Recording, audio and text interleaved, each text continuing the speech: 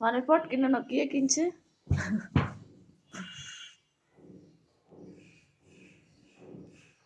খুব সাদা।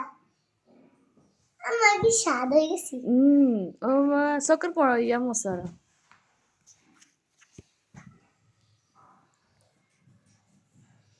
পানির পট কিনে না কি কিনছে?